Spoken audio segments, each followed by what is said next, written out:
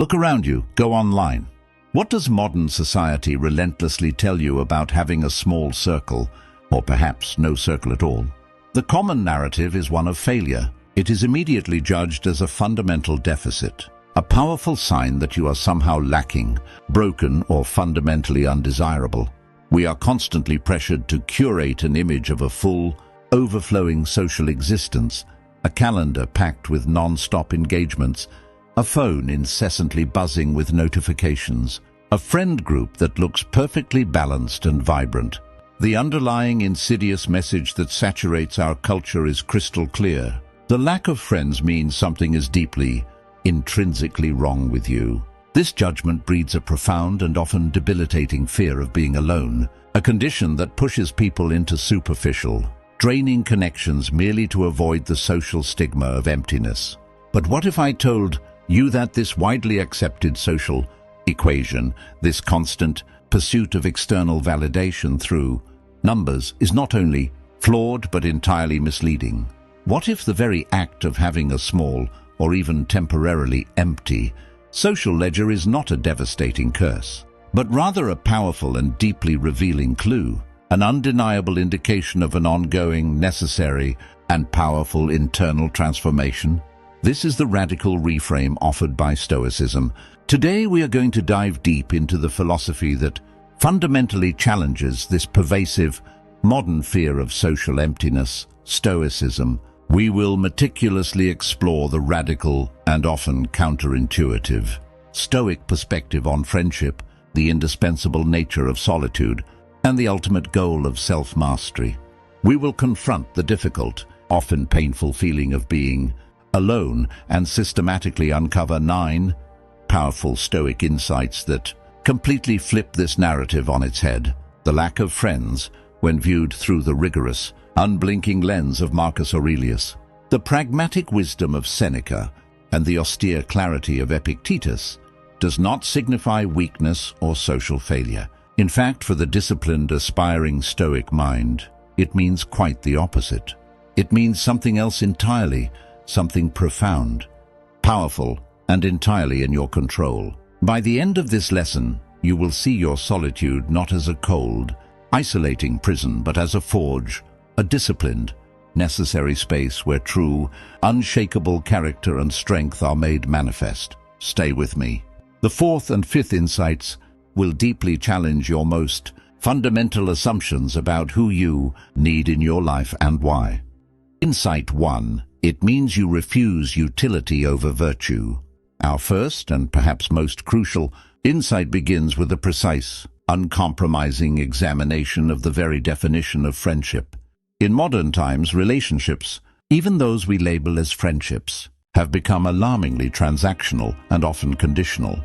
People seek and keep company primarily for what they can get from the interaction: better networking opportunities, a boost in perceived social status, emotional convenience, or simply a warm body to keep the chilling fear of loneliness at bay. The Stoics, however, were absolutely universally clear. They fiercely rejected both the friendship of utility, friends for benefit, and the friendship of pleasure, friends for fun. These are temporary, unstable arrangements. Seneca, in his Letters from a Stoic, delivers a timeless, stark warning about these fair-weather friends. He who begins to be your friend because it pays will also cease because it pays. These are the people who will flock to you enthusiastically during periods of prosperity, success, and ease, but they are guaranteed to be the first to scatter and desert you at the rattle of the chain, the very first sign of adversity, misfortune, or challenge in your life. If your circle has noticeably shrunk, if the people who once filled your weekend have quietly faded away, it often means one of two things. Either the utility you once provided has diminished, or far more importantly and commendably, you have stopped pursuing utility in others. You are no longer engaging in the shallow barter of mutual convenience. A genuine Stoic, a dedicated student of virtue, patiently seeks only the friendship of virtue.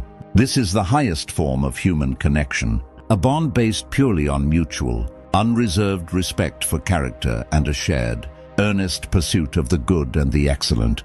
As the Stoic teacher Musonius Rufus wisely put it, the best kind of friendship is one in which each person is concerned for the other's character and not for external advantages. If you find yourself with fewer friends, it is a powerful indicator that you have decisively raised your relational standards. You are no longer willing to indiscriminately trade your precious time, your inner peace, or your authentic self for the superficial, noisy comfort of a crowded room filled with empty conversations. You refuse to allow yourself to be merely a means to someone else's superficial end, and you equally refuse to use others for your own temporary, external and non-essential needs. The lack of friends means that you have decisively chosen virtue over fleeting convenience. You are now patiently awaiting a truly substantial bond based on shared, rigorous character, not merely shared, transient circumstance. And that is an unwavering testament to your deepening personal integrity. Insight 2. It means you've embraced the dichotomy of control. The fundamental cornerstone of all Stoic thought and practice is the dichotomy of control. What things in life are genuinely up to you, and what things are demonstrably not up to you. The terrifying yet ultimately most liberating truth the Stoics accepted is this: other people are unequivocally external. Their feelings, their voluntary presence, their loyalty, their decision to enthusiastically stay or deliberately leave, absolutely none of this falls within your exclusive sphere of control. Modern society, obsessed with external validation, instructs you to be devastated by the loss of a friend, to frantically chase after their retreating shadow, to worry yourself sick over their ever-changing opinion of you. This frantic, grasping behavior is nothing less than a desperate, doomed attempt to control the uncontrollable, which the Stoics knew is the surest, quickest path to profound suffering. The mature Stoic, conversely, understands that clinging to any external person, relationship or situation for your foundational happiness is a sophisticated form of self-sabotage. You are effectively handing over your most precious possession, your inner peace, as a volatile hostage to someone else's shifting will, moods, and judgments. Epictetus taught us this lesson with brutal, necessary clarity. Keep company only with people who uplift you, whose presence calls forth your best. But the crucial, necessary flip side of this teaching is a serene, dignified acceptance when others, who no longer align with your best and virtuous self, rationally choose to depart. The common pain associated with a shrinking social circle often originates from an unhealthy, foundational attachment, the mistaken belief that you must have them to be whole, happy, or validated. The profound Stoic perspective eliminates this necessity. Friends are wisely considered a preferred indifferent. They are undeniably valuable. They enrich life tremendously, but they are not ultimately essential for the achievement of a virtuous life. Your virtue, your character, and your contentment are and must be entirely self-sufficient. The lack of friends means you are practicing radical acceptance of an external reality that you cannot dictate or command. You are no longer sacrificing your inner tranquility and peace by trying to desperately control the fickle, uncontrollable loyalties of others. Your fundamental self-worth has been successfully repatriated from their hands back into your own secure, virtuous custody. Insight 3. It means you are doing the hard work of self-mastery. Consider the exemplary lives of the great Stoics. They were not cloistered hermits. They were men deeply engaged in action, emperors, influential playwrights, and dedicated public teachers. Yet every single one of them was fiercely and non-negotiably devoted to sustained periods of solitude, not as a perceived punishment, but as an absolutely necessary, potent tool for philosophical progress and character development. Solitude, in the precise, profound Stoic sense, is not synonymous with loneliness. Loneliness is a state of mind that operates from a deficit, internally saying, "I am unhappy because I am alone." Solitude, conversely, is a deliberate choice and a powerful state of being that asserts, "I choose to be alone, for this is the protected space where I conduct my most crucial, greatest work." Seneca captures this necessary discipline perfectly. Nothing, to my way of thinking, is a better proof of a well-ordered and disciplined mind than a man's ability to stop just where he is and pass some time contentedly in his own company. If you have a lack of friends, it means you have automatically acquired the time, the space, and, crucially, the mental discipline to engage in the most crucial, demanding, and worthwhile project of your entire life: self-mastery. The crowd, the constant noise, the social obligation, it is all a profound distraction. It inevitably dilutes your focus and subtly encourages you to adopt the lowest common denominator of its often flawed and undisciplined values. When you are truly alone, you have literally nowhere to hide. You are compelled to directly confront your own flawed judgments, your own character flaws, and your own deeply ingrained self-defeating narratives. This dedicated, quiet time is where you should religiously conduct your philosophical journaling, a rigorous nightly review of your entire day. This is where you practice premeditatio malorum, negative visualization, mentally preparing for future adversity. This is where you truly come to know thyself. The lack of friends means that your inner life is rich, demanding, and healthily all-consuming. You are prioritizing the most difficult and profoundly rewarding relationship of all, the honest, relentless relationship with your own character. You are not running from your shadow. You are finally shining a necessary light onto yourself and paying the attention virtue demands. Insight 4. It means you have chosen to be a better person, even at a high cost. This is the insight that may feel the most difficult and challenging to accept. It is the cost of growth. As we evolve, as we fully commit ourselves to a life defined by virtue, discipline, and the pursuit of wisdom, we inevitably and naturally begin to outgrow certain relationships. Epictetus issues a powerful, protective warning. Above all, keep a close watch on this, that you are never so tied to your former acquaintances and friends, that you are pulled down to their level. If you don't keep watch, you'll be ruined. There is a defining, painful moment in every person's genuine journey toward excellence where an unavoidable choice must be made. You must choose one of two paths: to remain universally loved and accepted by your former acquaintances and consequently remain the same person, or to commit to becoming a substantially better person at the inevitable cost of those specific relationships. Many friendships are sadly built on a shared level of comfortable mediocrity, shared vices, or a shared mutual lack of ambition and discipline. When you begin to implement rigorous Stoic principles, when you stop complaining, when you refuse to engage in destructive gossip, when you start exercising discipline over indulgence, you involuntarily become a mirror that harshly reflects their own uncomfortable stagnation and lack of effort. This is profoundly uncomfortable for them, and they will often distance themselves to stop seeing the reflection. The lack of friends in this specific context is not a painful rejection of you. It is the natural, predictable consequence of your elevation.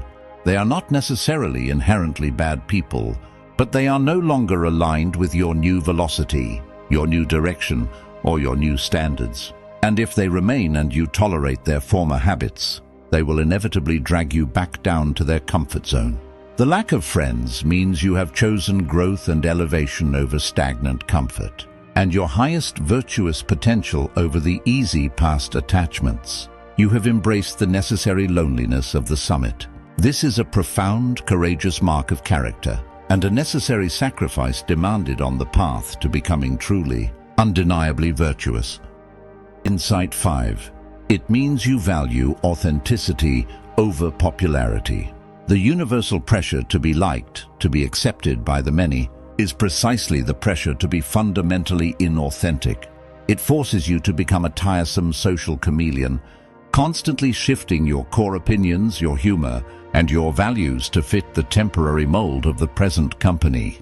This is an exhausting and deeply, profoundly unstoic way to live one's life. It is a constant tax on your integrity. The Stoics universally celebrated sincerity and principled frankness. the courageous willingness to speak the truth with compassion, but without compromising your moral standards. Marcus Aurelius warned against insincerity.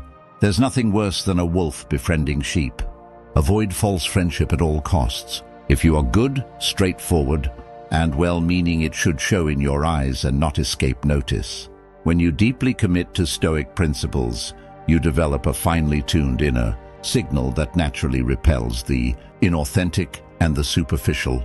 You simply find it impossible to tolerate and maintain shallow, time-wasting connections anymore. The forced small talk, the baseless flattery, the shared cynicism about others, it all becomes ethically and mentally intolerable.